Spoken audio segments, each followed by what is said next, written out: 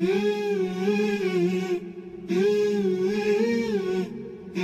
يمكن تسألكم طب نساعد ازاي، طب نعمل ايه؟ انا من كتر ما سألت السؤال ده متعود اجاوب بصورة منظمة. المساعدة تكون يا بالمال يا بالجهد. افضل مساعدة تكون بايه؟ لا بالاثنين، بالمال والجهد معا. ساعد بمالك وبجهدك معا. لو ما تقدرش على المال والجهد ساعد باللي تقدر عليه منهم. لو عندك مال بس ساعد بيه، جهد بس ساعد بيه. لو عندك اثنين يبقى افضل، بس المهم تكون بتساعد. لو ما تقدرش بقى لا بمال ولا بجهد تعال نساعدك احنا. انت كده عندك مشكلة، خلي واحد عنده لا مال ولا جهد، تعال نحل مشكلتك. يعني يا ريت كل واحد يحدد موقفه من الاعراب، انت هتساعد ولا هتساعد؟ ما هو اما انت تنزل تصلح يا اما انت محتاج الناس تساعدك. ما فيش يعني ما لا تقبل على نفسك اي وضع غير كده، يا انت بتساعد يا بتساعد، فحدد انت مين. لكن واقف بتتفرج على الناس السلبيه دي هي اللي ضيعتنا. يا ريت بقى عهد من الايجابيه، بلاش سلبيه، بلاش نكون المتفرجين الصامتين. طب كيف تكون المساعده بالجهد؟ الجهد من اصعب فعلا. اول حاجه لو ليك في الاطفال يا ريت اخي طفل يتيم، بجد اجمل حاجه في الدنيا واللي هتدخلك الجنه وتفيد بيها المجتمع. اخي طفل يتيم واسال عليه واحميه من الانحراف. فلو ليك في الاطفال ركز مع طفل يتيم واحد، دي اجمل حاجه في الدنيا. مالكش في الاطفال، طب ليك في ايه؟ ليك في المعاقين. عندنا كل الانواع وكل الخدمات. عندنا فئات خاصه، احتياجات خاصه ذهنيه، عندنا الصم، عندنا المكفوفين تقدر تساعد، وعندنا عشرات الخدمات اللي بنقدمها. ممكن تساعد في كل ده. مالكش في ده، طب ليك في كساء المحتاجين، تعالى ساعد بقى. جمع الهدوم، فرز الهدوم، كوي الهدوم، تجهيز الهدوم، موضوع توصيل الهدوم للغلابه والمعارض والفصال ساعد الهدوم زي ما انت عايز. مالكش في الهدوم، طب ليك في ايه؟ اكل وبطاطين وبنات عندنا، تعالى ساعد في تعبئه الاكل. لو بيعبوا اكل دلوقتي تحت، تعالى عبي الاكل معانا، تعالى شيل الاكل معانا نوصله للمحتاجين، تعالى ساعد في توصيل بطاطين ومراتب واجهزه، وبنوصل بوتاجازات وغسالات وثلاجات للمحتاج، تعالى نوصل ادويه وكراسي متحركه واطراف صناعيه، تعالى ساعدنا نعمل لهم مشاريع ونتكسبوا منها. عندنا كل انواع المساعدات، اشترك في النوع اللي يعجبك. مالكش في موضوع مساعده المحتاجين ده، تعالى نظف معانا الشوارع والميادين. احنا من زمان بننظف الشوارع والميادين، بس للاسف كان البلد دي زمان لما تنزل تنظف شارع كان يجي الناس مسؤولين الاحياء يقول لك لو عملت كده هندخلك السجن، لازم تاخد اذن من لازم الحي اللي بيعمل هذه، ما ينفعش تبينه شكلنا وحش. كان العقليه كده، انت هتنظف الشارع بتبين ان الحي شكله وحش وان احنا مش شايفين شغلنا. فكان الرساله بالنسبه لهم تهديد، انت بتنظف الشارع من غير ما تقول لنا هنوديك السجن. دلوقتي الحمد لله ما حدش بينطق، بننظف الشوارع ولا حد بيتكلم. فتعالى ساعدنا، احنا كل يوم بننظف الشوارع وهنفضل ننظف الشوارع، وشغال بمنتهى القوه المشروع ده. فتعالى ساعد في تنظيف الشوارع والميادين. عندنا بنعمل عندنا نشاط اسمه اصدقاء البيئة، دول بينظفوا الشوارع والميادين. نشاط ثاني اعمار المساجد والمدارس، بنعمر المساجد وننظفها والمدارس وبنرممها. فعندنا كل عايز تصلح البلد تعالى، عندنا كل حاجة ممكن تصلح فيها. مالكش في كل ده، طب بتدرس، ليك في التدريس، شاطر في حاجة، شاطر في عربي حساب لغات كمبيوتر، بندي كل الحاجات دي، تعالى ساعدنا في التدريس. مالكش في ده، طب تعرف تقرا؟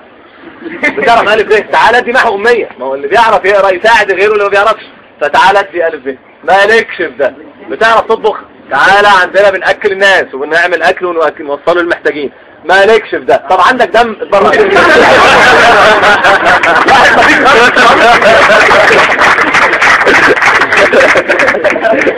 تخيل واحد لا بيعرف يقرا ولا بيدرس ولا عنده دم ولا بينظف ولا ايه، يعني تبقى ايه؟ لا مفيش حد يقدر يساعد، ما حدش ما يقدرش يساعد.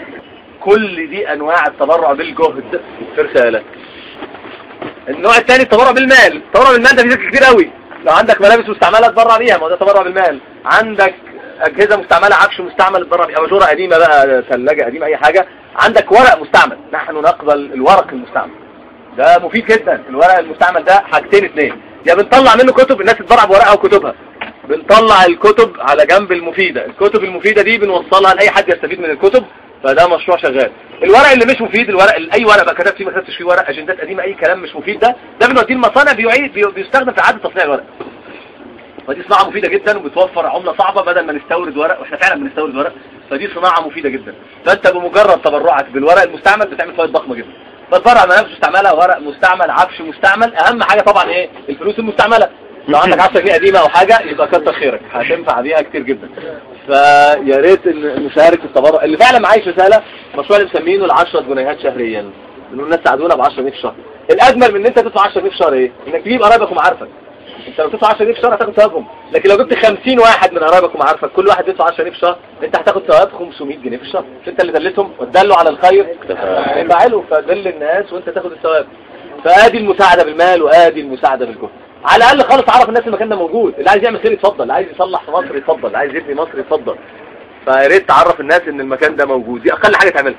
ده الحقيقه كل واحد فينا عمل اللي عليه فعلا، هنغرق مصر خير بجد. فده الرسالة بتعمله، بس هنكبر اكتر، هنعمل خير اكتر لو كل واحد فينا وعد ربنا الوعد ده.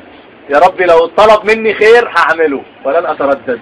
مش هنقول بقى المسلسل اظرف والماتش احلى، لا، اوعد ربنا الوعد ده. لو طلب مني خير حاجة اعمله ومش هتردد. طول ما انت يا رب مديني صحة مديني وقت، انا هروح اعمل خير مش هتردد. لو ما اتصلناش بيك اتصل انت، يعني كأنك بتوعد ربنا بساعة من وقتك في الاسبوع، ساعة في الاسبوع تيجي فيها رسالة تعمل خير.